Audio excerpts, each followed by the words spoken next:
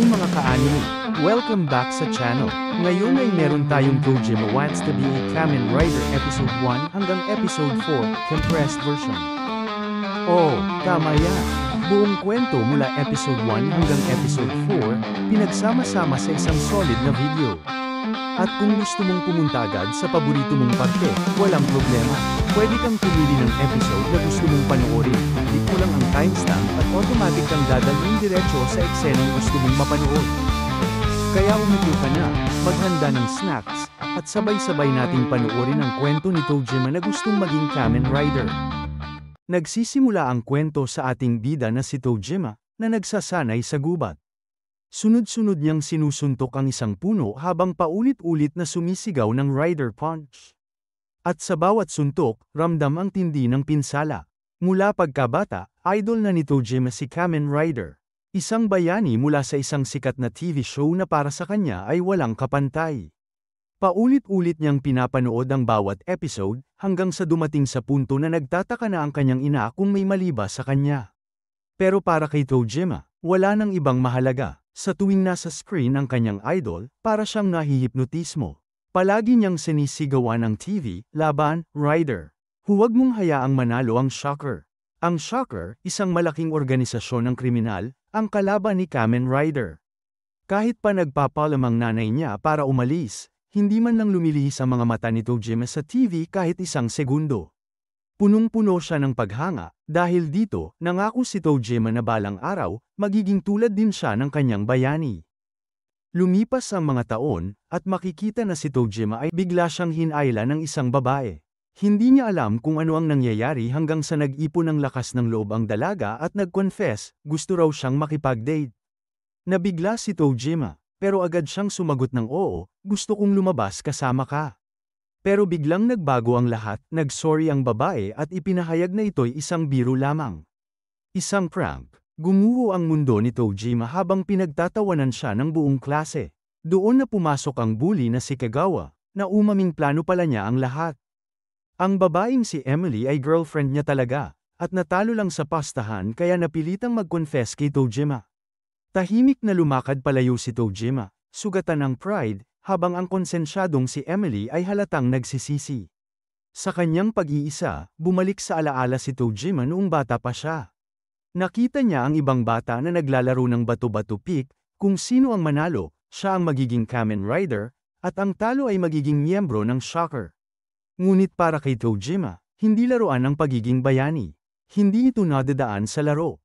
Kaya sa halip na sumali, tumayo siya, nag-pose gaya ng idol niya, at buong seryosong sinabi na siya mismo ang magiging rider. Balik sa kasalukuyan, hinanap ni Emily si Dojima para humingi ng tawad.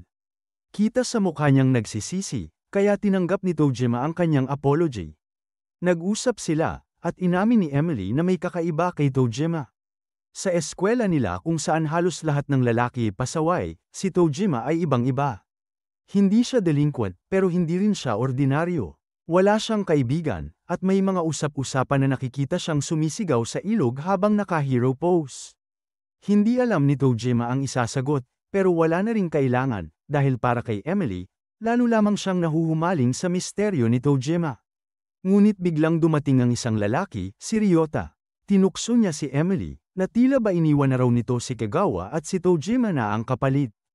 Tinawag pa niyang loser si Dojima at nagyabang na mas bagay si Emily sa kanya.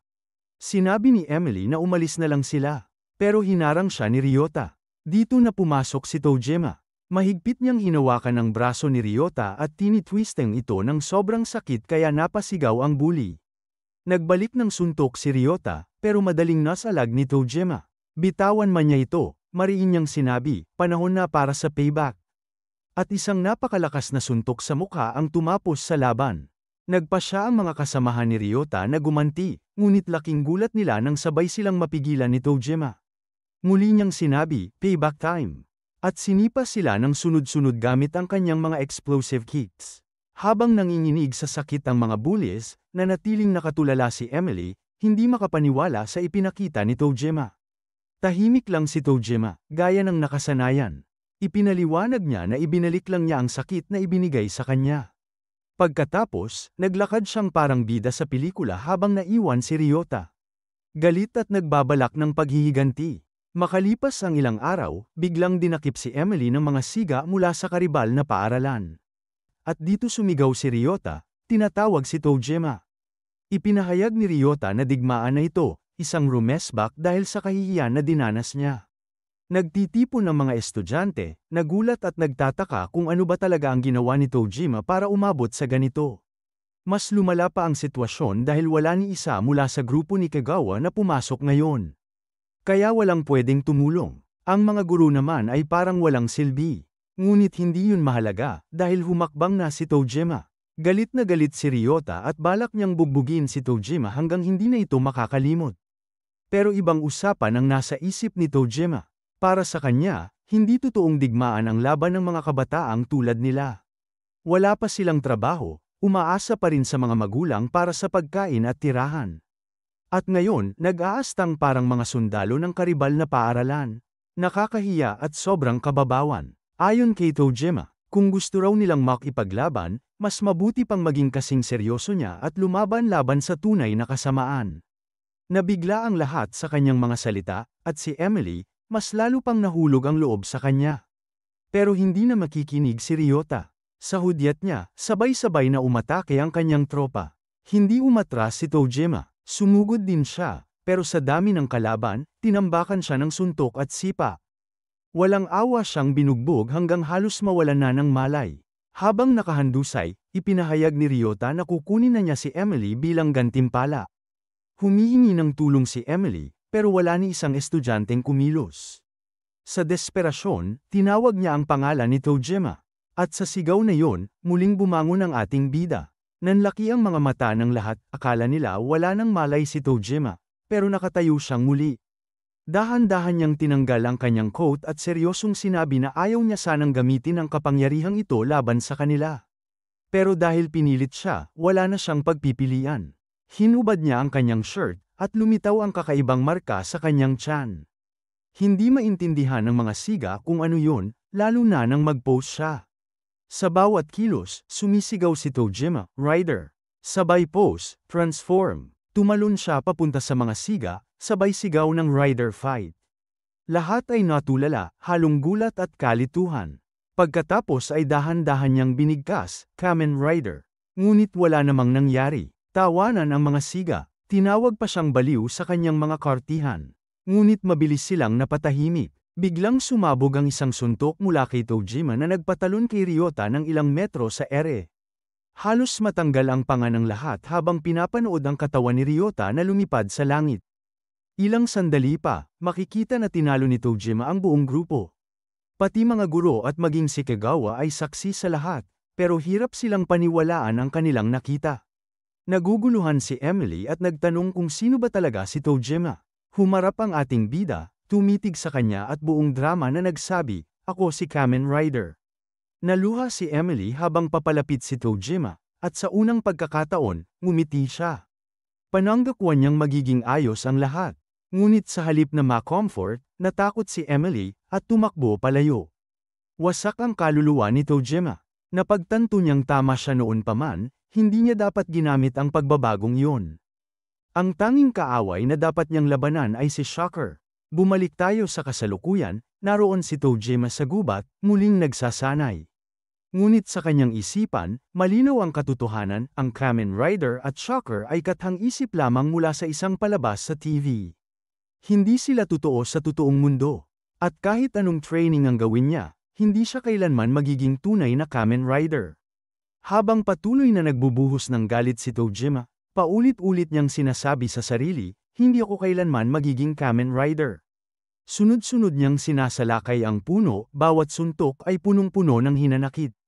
Biglang may narinig siyang paparating. Isang oso, pero imbes na matakot, nadismaya lang si Tojima, dahil hindi ito isang halimaw mula sa Shocker. Sumugod ang oso, at napilitan si Tojima na lumaban. Ngunit siya ang nagbigay ng gulat, mabilis niyang binalibag ang oso sa lupa, na para bang nagtataka ang hayop kung tao nga ba talaga ang kaharap nito. Hindi nagpatinag ang oso at gumanti, sinugod si Tojima at ginuhitan ng malalim sa dibdib. Pero sapat na ang lakas ni Tojima ngayon para makipagsabayan sa isang oso. Pinatunayan niya ito nang idiretso niya ang kanyang siko sa mata ng hayop. Umatras ang oso, napilitang tumakas. Para sa kahit sinong normal na tao, malaking tagumpay na ang makatalo ng oso. Pero para kay Tojima, wala itong halaga. Dahil ang gusto lang niya, ang matagal na niyang pinapangarap, ay maging Kamen Rider. At ngayong taon, 40 na siya. Makalipas ang ilang sandali, makikita natin si Tojima sa isang toy shop. Dala ang lahat ng kanyang Kamen Rider memorabilia para ibenta. Namangha ang clerk sa dami at sa sobrang rare ng mga gamit niya. Pero ibinunyag ni Tojima na may 6 pang kahon sa likod, at 10 pa sa bahay. Pag-uwi niya, makikita ang kanyang kwarto, ganap ng walang laman. Ibinente niya lahat. Bakit? Dahil hindi niya matanggap ang ideya na mamatay mag-isa sa isang silid na puno ng Kamen Rider merchandise, para lang itapon ng kung sinong estranghero. Ngunit isang araw, napatigil siya nang mabasa ang headline sa balita, "Shocker Spotted." Nanginginig ang kanyang mga kamay habang piniplay ang video. Ito na ba ang sandaling hinihintay niya buong buhay? Sa ulat, isang convenience store ang ninakawan ilang araw na ang nakalipas. Ang mga magnanakaw, nakasuot ng itim na ski mask na hawig sa mga tauhan ng shocker mula sa palabas. Ginaya pa nila ang mga kakaibang tunog ng mga kontrabida. Pero nabigo si Tojima, sapagkat hindi yun ang klase ng krimen na ginagawa ng tunay na shocker. Sa trabaho, narinig niyang may panibagong shocker attack na naman. Sunod-sunod na raw itong nangyayari sa iba't ibang lugar. Lumalabas na parang trend na ito. Ngunit tumanggi si Tojima na maniwala, para sa kanya, pawang mga kopya lamang ang mga ito. Lumabas pa ang mga report, samut-saring copycat crimes na ginagawa ng mga taong may maskara. Isa sa kanila ang nahuli at nagkwento, ginawa raw niya yon dahil may maskara siya sa bahay. At nang mag-post siya at gumawa ng kakaibang ingay, pakiramdam niya ay lumakas siya. Sa unang pagkakataon, nakaramdam siya ng halaga. Para kay Tojima, isa lang itong malaking katangahan. Isang gabi, dumalo siya sa isang festival malapit sa kanilang bahay. Nakita niya ang isang bata na kinakausap ang ama nito, at biglang bumalik ang alaala, noong bata pa siya. Binigyan siya ng kanyang tatay ng $30 para mag-enjoy sa pista. Ngayon, hawak niya muli ang parehong pagkain na in-enjoy niya noon, at sumabog ang nostalgia sa kanyang puso. Samantala, sa ibang lugar, isang misteryosong lalaki ang namimigay ng mga maskara na pinag-uusapan sa balita. Ang pangalan niya ay Naka. Ipinaliwanag niyang ang misyon nila ngayong gabi ay isang shakedown. Wala namang problema ang mga siga sa pagsusuot ng maskara, pero isa sa kanila ang nagreklamo, nakakahiya raw ang mga pose at tunog na kasama nito. Ngumiti lang si Naka, hindi raw mahalaga yon. Simula pa noon, mas gusto niya ang shocker kaysa kay Kamen Rider. Kaya siya raw naging gangster. Ang mga sigay napailing, ano raw? Hindi sila makapaniwala sa kababawan ng dahilan. Ngunit nagpatuloy si Naka, sa shocker terms, siya raw ang magiging halimaw, at sila ang kanyang 3 combatants. At kung ganoon, wala silang magagawa kundi sumunod sa kanyang utos. Ilang segundo lang ang lumipas, at sinimulan na ng mga siga ang kanilang balak, niransak nila ang isang stall sa festival. At sa hindi inaasahang pagkakataon, nandoon mismo si Tojima. Nagulat siya nang makita ang eksena, isa itong shocker robbery. Nanigas siya sa kinatatayuan, hindi makapaniwala. Habang walang awang binubugbog ng mga siga ang may-ari ng tindahan, nagpasya si Tojima na kumilos. Lumapit siya sa katabing stall at tinanong kung magkano ang isa sa mga maskarang tinitinda roon. Sa kanyang isip, naglalaban ang dalawang tinig, ito ang mundong iniwan na niya. Pero paano siya tatanggi kung mismong shocker ang gumagawa ng kasamaan sa harap niya? Muling bumalik sa kanya ang mga alaala, lahat ng beses na nag-post siya bilang Kamen Rider, mula pagkabata hanggang ngayon. Ngunit ngayong gabi, iba na ito. Dahil sa unang pagkakataon, gagawin niya ito laban sa mga shocker na nasa harap mismo niya. Isinuot ni Tojima ang maskara. Ramdam niya ang init ng dugo, bumibilis ang tibok ng puso. At buong tapang siyang humakbang. Malakas niyang idineklara, sobra na ang kalokohan ng shocker. Nagtinginan ang mga siga, nagtatawanan. Sino raw ba ang weirdo na ito? Ngunit walang atrasan si Tojima. Tumayo siya ng diretso, at buong drama niyang ipinakilala ang sarili, ako si Kamen Rider. Hindi na niya mapigilan ang kanyang luha. Akala niya ay tuluyan nang natapos ang yugto ng buhay na yun. Pero heto siya, muling nabubuhay bilang kanyang idol. Ang saya at sakit ay sabay na damaloy sa kanya.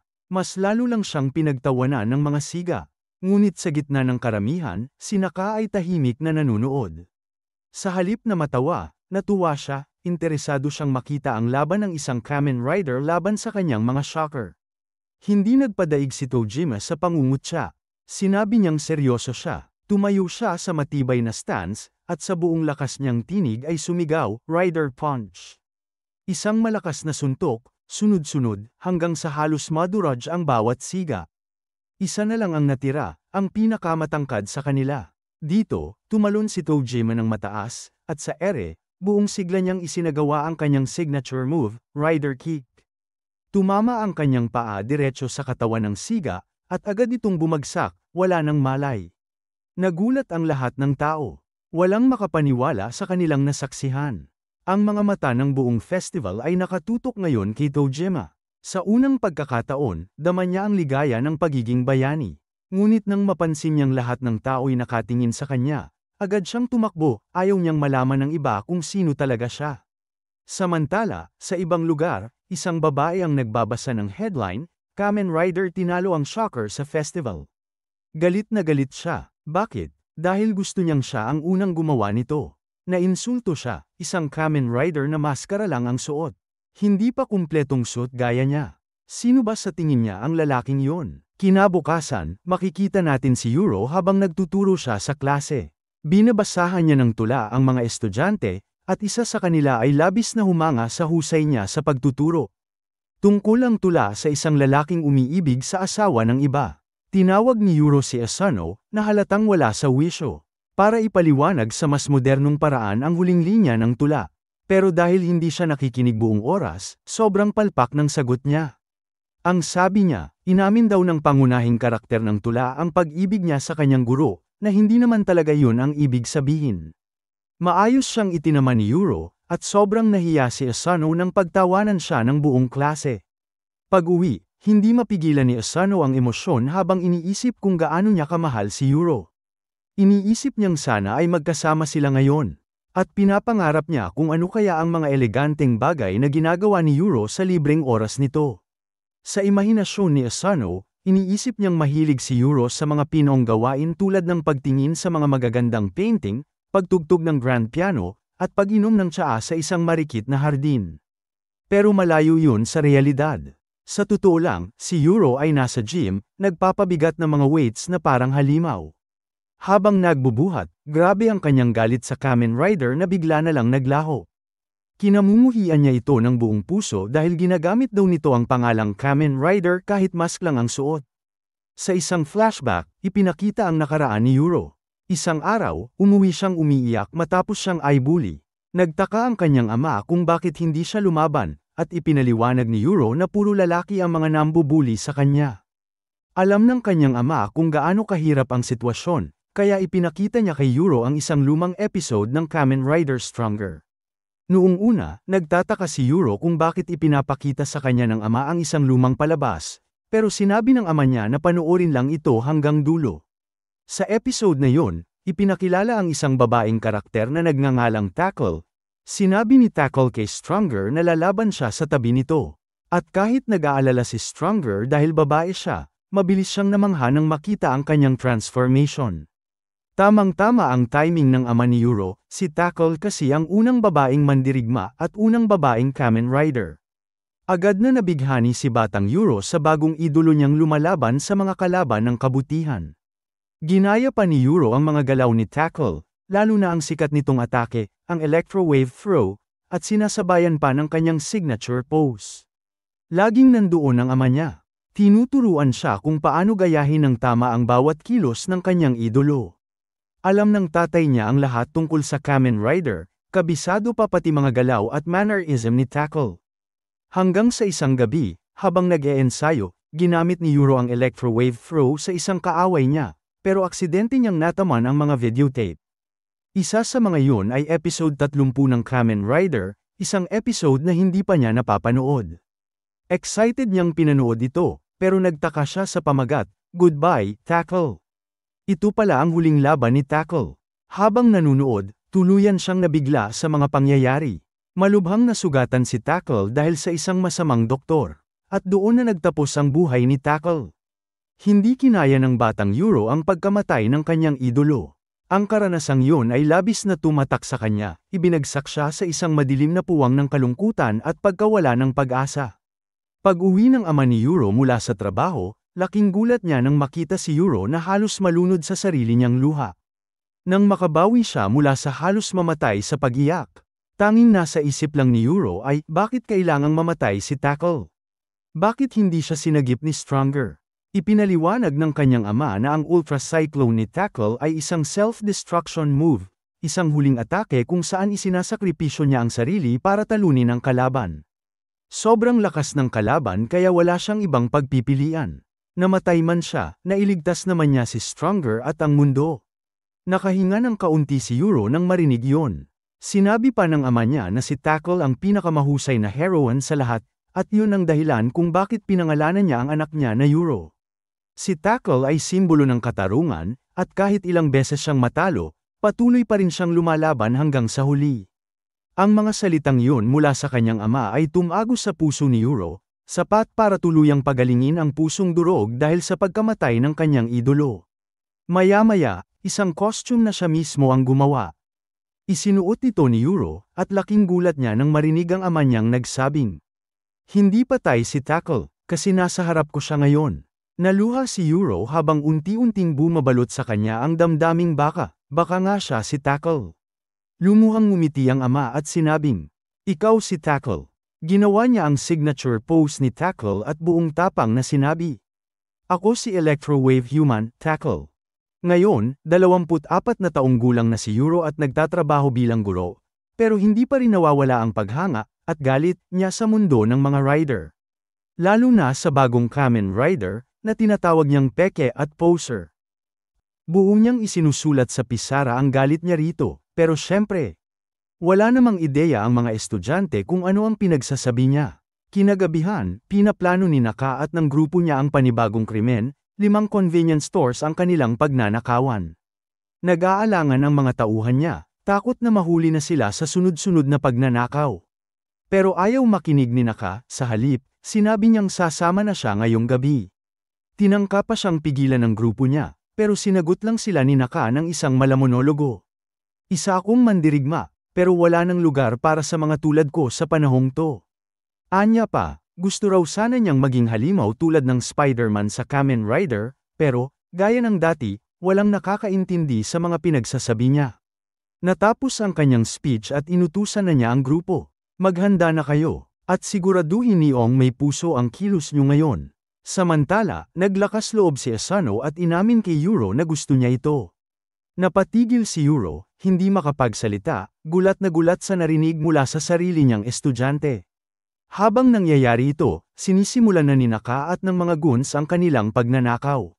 Nagpapanik sila nang makakita ng mga pulis, pero nanigas si Euro sa kinatatayuan nang makita niya mismo ang mga shocker robbers sa harap niya. At ang pinakamasama, ang leader nila, si Naka, ay tila sobrang lakas. Walang takot na binugbog ni Naka ang isang pulis, at habang pinapanood yun ni Euro, nagngingit-ngit siya sa galit at takot.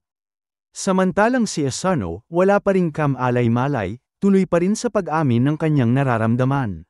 Hindi na nakapigil si Euro, hindi niya kayang palampasin ito. Iniwan niya si Asano at agad sumugod para habulin ang mga kriminal. Sa kabilang banda, binabasa ni Tojima ang artikulo tungkol sa kabayanihan ng Kamen Rider, at hanggang ngayon, hindi pa rin siya makapaniwala na siya nga iyon. Bigla siyang napatigil nang makita ulit ang mga shocker robbers. Tinawag niya ang atensyon nila, pero hindi siya pinansin. Agad siyang yumuko, inilabas ang kanyang maskara, at sinabing, "Transform." Habang ginagawa niya ang pose ng isang tunay na rider, agad siyang nakilala ng mga goons, "Yan yung lalaki na tumalo sa atin dati," sigaw nila. Halatang inis si Naka. Buong damdamin, ipinahayag ni Tojima, "Ako si Kamen Rider." Napaluha pa siya habang sinasabi yun, sabay dagdag ng, "Matagal ko na kayong hinahanap." Habang yun ang nangyayari, hinahabol pa rin ni Asano ang babaeng mahal niya, pero si Euro, nakatuon lang sa kanyang target. Hanggang sa, bigla niyang makita ang taong pinakakinamumuhian niya. Ang lalaki na tumalo sa mga shocker robbers na siya mismo dapat ang tumapos. Ang impostor na rider na puro mask lang ang suot. Hindi niya mapapalampas ang krimeng yun laban sa tunay na karangalan ng mga rider. Samantala, handang-handa na si Tojima sa labanan. Hinamon niya ang mga shocker goons. Sige, halika kayo. Nakita ito ni Yuro at alam niyang muling inaagaw ni Tojima ang dapat sanay kanya. Pero hindi siya papayag, at sa harap ng lahat, hinubad niya ang suot na pangguro at isinuot ang kanyang tackle uniform. Habang inaabot ang bag sa isa sa mga estudyante, sinabi niya, "Pakihawak muna to, tackle na ulit ako." Napagod na si Tojima sa kakapanood lang ng mga tauhan ng shocker na walang ginagawa. Kaya napagdesisyonan niyang siya na mismo ang aatake para tapusin na ang mga krimen nila. Bigla siyang nahinto nang may umatake sa kanya, isang malakas na enerhiya na nagpalipad sa kanya palayo. Nagulat ang mga magnanakaw ng shocker, hindi nila alam kung anong nangyayari. Sa gitna ng usok, lumabas ang isang babae at nag-pose ng pamilyar na stance. Ipinakilala niya ang sarili bilang Electro-Wave Human Tackle. Walang mas nagulat kundi si Tojima mismo, kilala niya ang babaeng ito. Si Tackle, buhay pa siya. Nang aasar pa ang mga goons, sinasabi na baka katawan lang daw ang nag-mature. Pero isip bata pa rin. Inalok pa siya ng candy ng isa sa kanila, pero mabilis na ipinakita ni Yuro na hindi ito laro. Agad niyang binuhat ang lalaki at ginamit ang Electro-Wave Throw. Lumipad ang goon at bumangga sa mga kasamahan niya. Nagulat ang lahat, isang babae lang ang tumalo sa buong grupo. Kinuha ni Yuro ang bag niya at nagpasalamat naman si Asano, sobrang tuwa pa dahil nabigyan daw siya ng pagkakataong masilayan si Tackle. Pero agad siyang pinigilan ni Yuro bago niya mabanggit ang totoong pangalan niya. Pagkatapos, umalis si Yuro ng may estilo, isang tunay na hero's exit. Muling sumigaw si Asano ng mahal kita, Tackle. Habang nakangiti pa rin, naiinis naman si Naka at hinubad ang mask niya. Sinabi niya kay Tojima na hindi pa tapos ang alitan nila. Pero sagot ni Tojima, "Hoy, sinapak ka rin ng babae na yun ah." Tumawa lang si Naka at sinabing mas gusto pa rin niya ang shocker, sabay alis ng buong grupo. Tinanggal ni Tojima ang mask niya at napaisip, sino kaya yung babae na yun? Isang misteryo si Yuro, pero may kakaiba sa kanya. Parang mas mahal pa niya si Tackle kaysa sa pagmamahal ni Tojima kay Kamen Rider. Kinabukasan, tuwang-tuwa si Yuro nang makita niyang trending na ulit si Tackle sa mga artikulo online. Samantala, nagtipon muli sina Naka at ang grupo matapos ang pagkatalo nila kagabi. Isa sa mga tauhan niya ang nagtanong kung ano yung hawak ni Naka. Proud niyang ipinakita ang isang monster mask na nabili niya sa sale. Nilagyan niya ng shocker-style design, sinuot ito, at ipinahayag. Simula ngayon, ako si Yakuza Man. Nagulat ang mga tauhan niya at di makapaniwala, pero seryoso si Naka.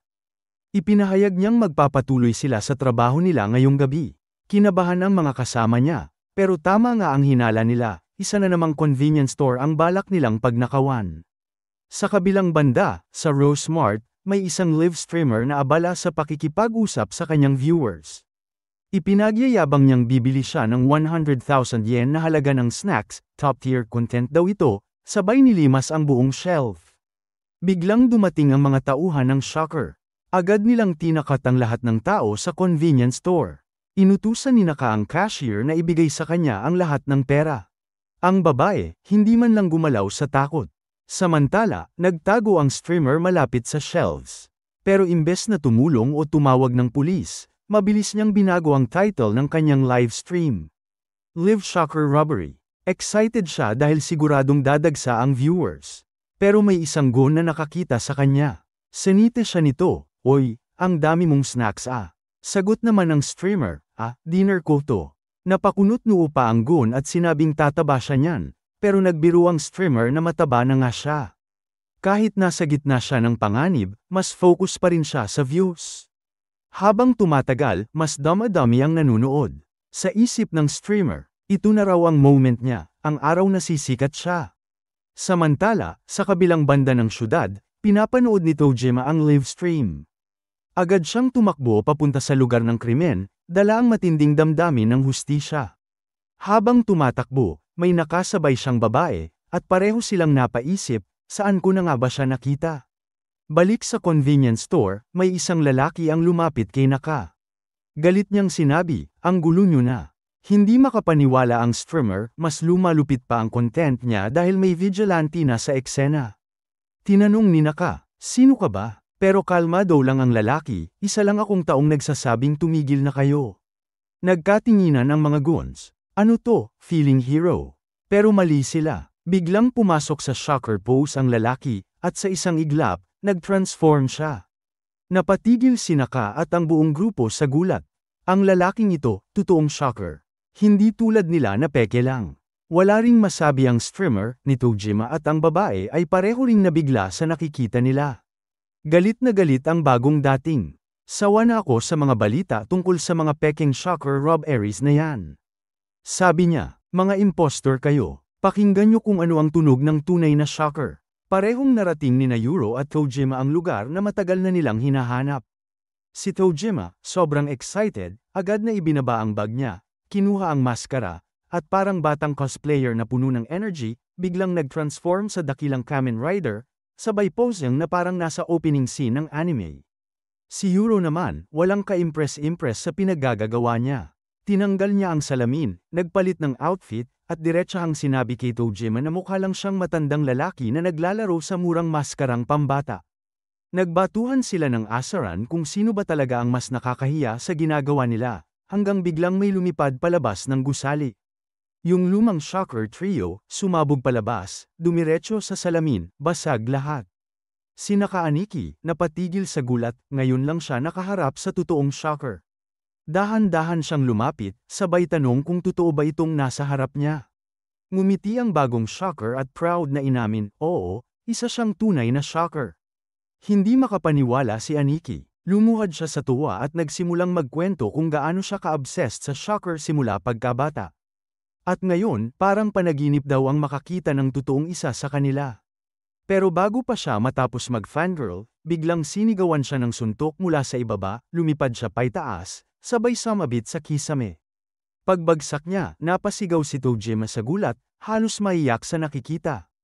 Habang tumutulo ang luha niya, tumitig siya sa shocker, hindi dahil sa takot, kundi dahil sa tuwa. Parang panaginip para sa kanya. Lumapit siya na parang gusto niyang yakapin ito. Pero bago pa makalapit, bigla siyang nag-pose at binanata ng Rider Punch. Tumilapon ng shocker, pero hindi pa rin bumagsak, bumawi agad ng counter punch, sabay bagsak si Tojima sa sahig. Patuloy pa rin sa pag-iyak si Tojima habang nag-activate ang neural link ng maskara. Bigla siyang tumayo ulit at handang lumaban. Pero bago pa siya makasugod, sumingit si Tackle, sinuntok siya palayo at sinabing, "Ako naman." Sinigawan siya ni Yuro Asano, sabay sabing hindi siya tulad ng fake rider na yan, at proud na ipinakilala ang sarili bilang second tackle. Pagkatapos, malakas na sipa ang pinakawalan niya sa shocker, sabay shockwave toss na nagpabagsak dito. Sakto namang lumundag si Tojima at nagbitaw ng rider kick, sabay sabog ng enerhiya na tuluyang tumapos sa laban. Galit si Tackle, sinabing dapat daw hindi na nakikialam ang mga matandang kagaya niya sa ganitong delikadong laban. Pero bago pa siya matapos, biglang namatay ang mga ilaw. Isang lalaki na may pulang aura ang lumabas, tinawag niyang combatman ang Natalong Shocker, sabay nagsabing nakakahiya raw na mga ordinaryong tao lang ang nakatalo dito. Bigla niyang itinapon ang kung anong bagay sa katawan ng Shocker, at nagsimula itong masunog, parang prinitong manok. Pagkatapos, bamuka ng hindi normal ang bibig ng lalaki, sabay lumabas ang matutulis na pangil, halatang hindi siya tao. Maya-maya, may maliit na palasong lumipad mula sa bibig niya. Tinamaan ang bagong shocker, at agad itong naglaho na parang abo sa hangin. Lalapitan na sana niya si Aniki, pero biglang tumigil at sabing, "Hindi ko feel pumatay ng masyadong marami ngayong araw." Lumakad siya palayo habang mga sinulid ang umiikot sa katawan niya, at naiwan ang mga bida, tulala, hindi makapaniwala sa nakita. Pagkatapos, pumunta sila sa isang restaurant para pag-usapan ang nangyari. Si Yuro ang unang nagpakilala, tapos tinanong ang pangalan ni Tojima. Nang malaman niyang 40 years old na si Tojima, agad niyang tinawag itong weird old man na naglalaro ng Kamen Rider cosplay. Pero sagot ni Tojima, "Mas mahal ko ang Kamen Rider kaysa sa kahit sinong bata." Pinagtawanan siya ni Yuro, pero naging seryoso si Tojima at sinabi, "Hindi mo ba nakita? Totoong shocker yun. At yung isa, may pangil na parang halimaw." Aminado si Yuro na kakaiba talaga yung lalaki, pero hirap pa rin siyang paniwalaan na totoo lahat ng nangyari. Nanindigan si Tojima, sabay sabing, kung tunay kang tackle, mararamdaman mo ang presensya ng tunay mong karibal, si Shocker mismo. Sakto namang lumapit ang manager para mag-refill ng drinks at casual na tinanong kung Shocker ba ang pinag-uusapan nila. Pareho silang natigilan. Tahimik na umupo ang manager sa tabi ni Yuro, sabay ngiti at tanong kung talagang nakaharap nila ang totoong Shocker, kasi daw napanood niya mismo ang live footage. Tinanong ni Tojima kung sino ba talaga siya. Ngumiti ang lalaki at sinabing, ako si Mitsubishi Shimamura, manager ng lugar na to. Lalong nagulat ang dalawa nang tawagin pa niya sila sa pangalan.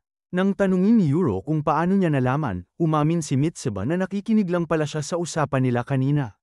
Sabay sabi niya, huwag kayong mag-alala. Pareho lang tayo. Kinabahan si Yuro at sinubukang ipaliwanag na hindi sila mga batang nagko-cosplay. Ngumiti lang si Mitsuba, sabay sabi, alam ko naman. Nalaman ko na yan sa mga sinabi ninyo. Pagkatapos noon, dumiretso si Mitsuba sa punto, sinabi niyang totoo ang Shocker at siya mismo ay nakasaksi nito. Napayuko agad sina Tojima at Yuro, interesado sa sasabihin niya. Dagdag pa ni Mitsuba, mahaba raw ang kwentong yun, tipong aabutin ng 6 na oras kung ikukwento niya ng buo. At kung gugustuhin daw niya, kaya pa niyang sumulat ng 5 nobela tungkol dito.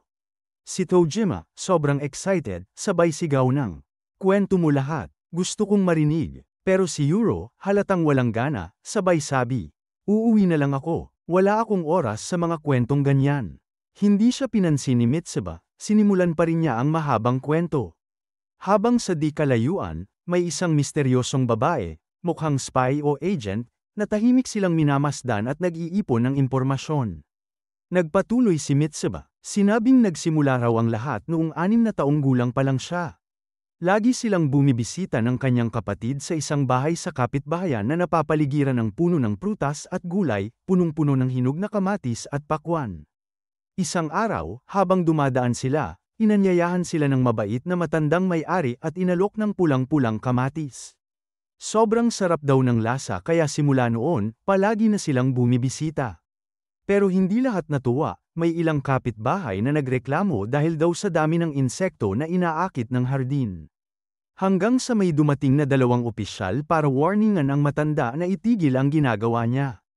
Pagkakita pa lang ng mga opisyal sa dami ng insekto, napatakbo sila sa takot, sabay sabing babalik daw sila kapag naayos na ang problema.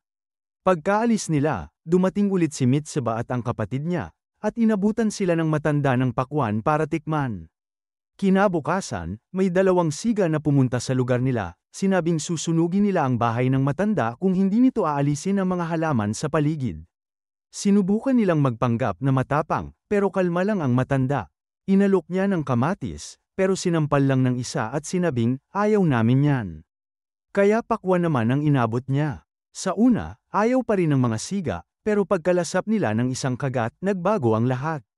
Sobrang sarap. Halos hindi nila mapigilan ang sarili at tuloy-tuloy silang kumain.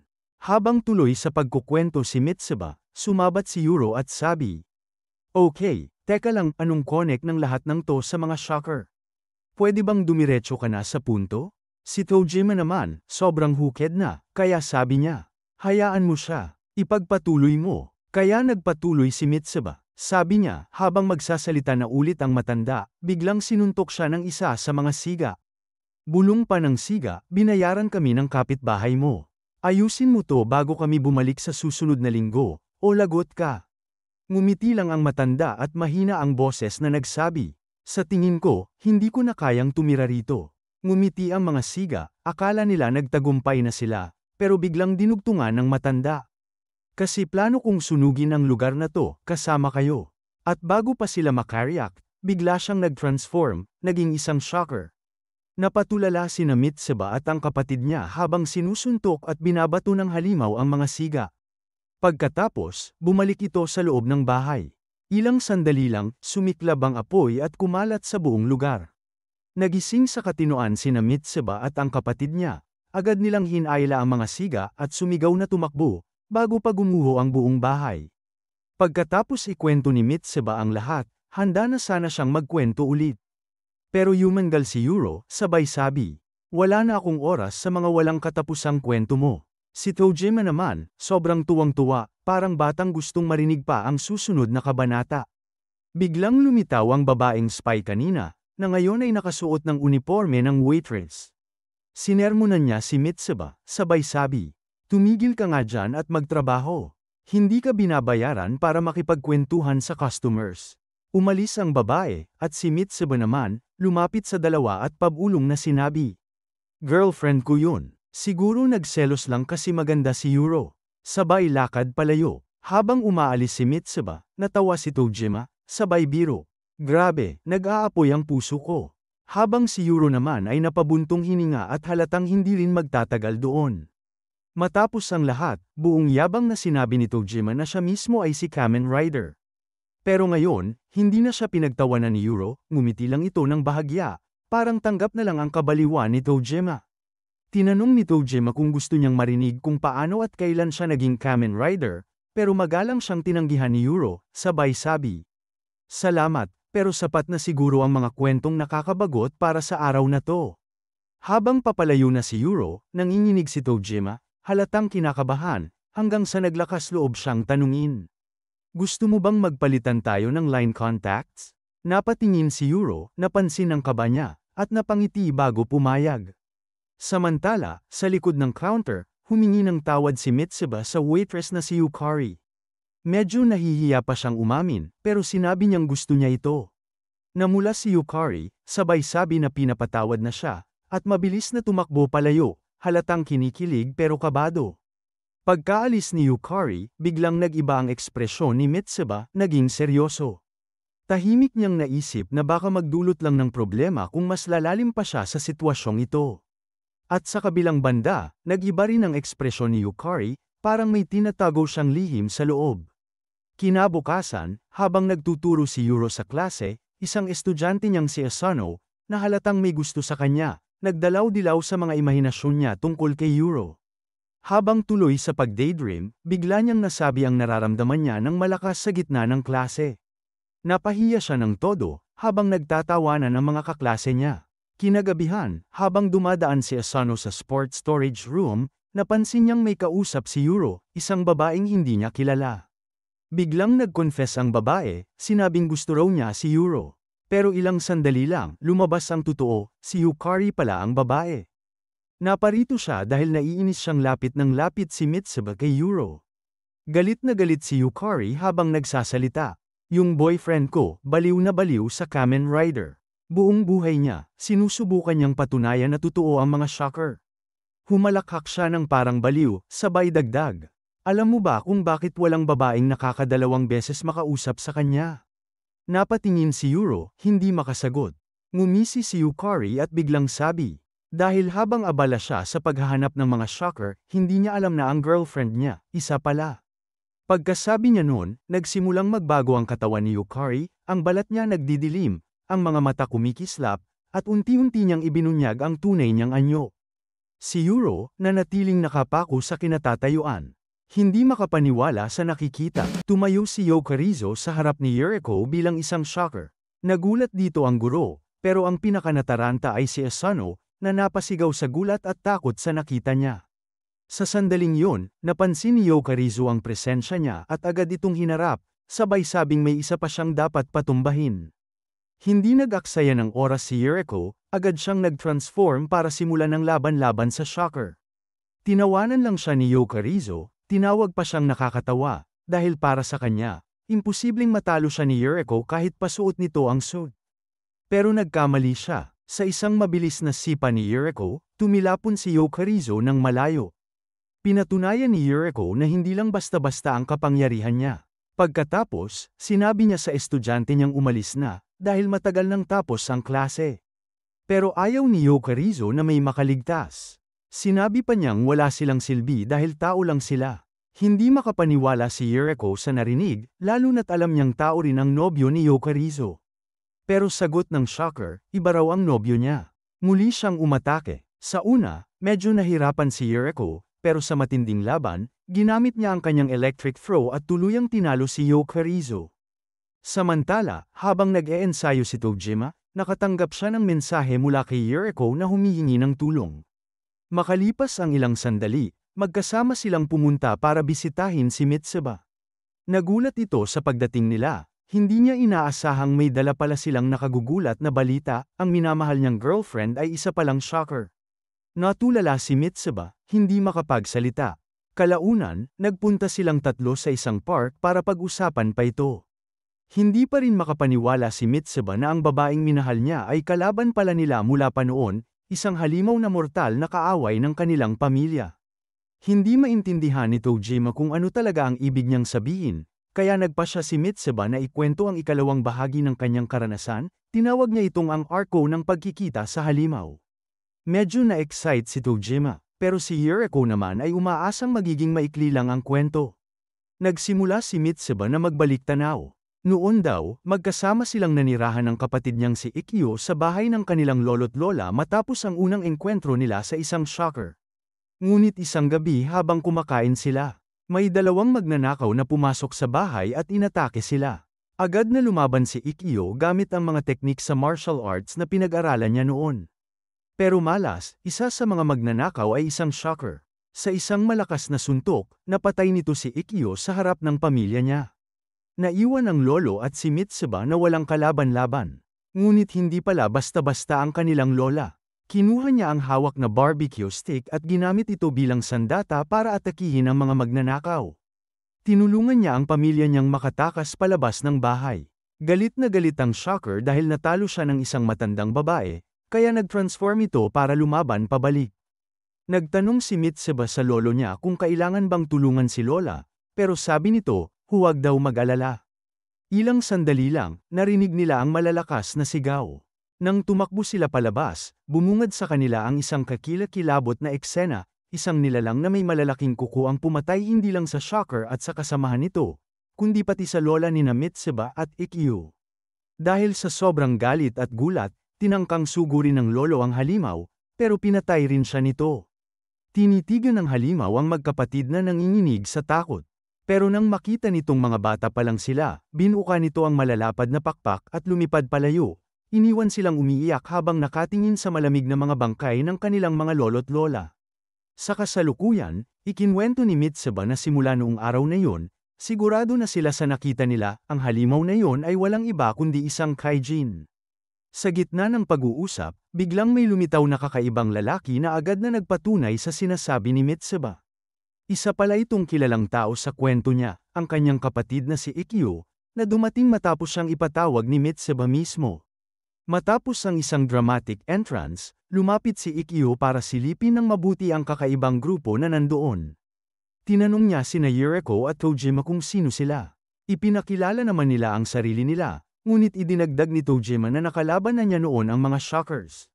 Napatingin si Ikkyo at tila nagulat, kilala niya ang dalawa. Hindi na nagpatumpik-tumpik pa si Tojima, agad siyang nagmetamorphose at nag-transform bilang Kamen Rider. Nanlaki ang mga mata ng pulang buhok na lalaki sa nakita, pero sinamantala niya ang pagkakataon para magtanong sa bida. Sino, sa palagay mo, ang pinakamalakas na Kamen Rider? Tojima. Ngumiti si Tojima at agad itinuro ang sarili. Siyempre, ang una, ako ang pinakamalakas sa lahat. Ngunit tumawa lang si Ikkyo, sabay gumawa rin ng sarili niyang transformation pose. Pagkatapos, sinabi niyang mali ang sagot ni Tojima. Ayon sa kanya, ang pinakamalakas na Kamen Rider ay si V3. Nabigla si Tojima at agad na sumagot, hindi ko hahayaang sabihin mo yang kalokohan na yan. Dahil dito, nagpasya silang maglaban para malaman kung sino nga ba ang tunay na pinakamalakas. Tinanggap ni Ikkyo ang hamon, ngunit sinabi ni Tojima na hindi niya kailangan ng simpleng maskara para patunayan na siya si V3. Ngumiti lang si Ikkyo at nagsabi, hindi ko kailangan ng maskara, dahil sapat na ang aking espiritu para makita mo kung sino talaga ako. Nalito si Tojima, pero habang nakatitig siya kay Ikkyo, unti-unti niyang napagtanto na totoo ang kanyang nakikita, ang Kamen Rider V3 mismo ay nasa harap niya. Sabi ni Ikkyo, simula pa noong trahedya sa kanilang mga lolo't lola, nagbago na siya. Iba na raw ang pagkatao niya ngayon, at ang espiritu niya ay taglay na ni V3. Naunawaan ito ni Tojima. Kaya nagsimula na ang matinding sagupaan ng dalawang alamat, ang unang rider laban kay V3. Agad umatake si Tojima gamit ang kanyang Rider Punch, ngunit mabilis itong nabasa ni Ikkyu. Ginamit niya ang isang Aikido technique at pinabagsak si Tojima sa lupa. Ngumiti si Ikkyu at sinabing, hindi ko tinawag ang sarili kong V3 nang walang dahilan. Alam ko ang lahat ng martial arts sa mundo, kaya walang laban sa akin ang mga galaw mo. Sa sandaling yon, dumating si Yuriko, handang sumali sa laban. Pero sumigaw si Tojima, huwag ka makialam, Yuriko. Laban ko to. Medyo nalungkot si Yuriko pero tumango siya, sabay nagbago pabalik sa kanyang normal na anyo. Nagulat si Ikkyu nang bigla niyang makita si Yuriko habang inaalis ang kanyang suit. Sa sandaling iyon ng pagkabigla, sinamantala ni Tojima ang pagkakataon para muling umatake.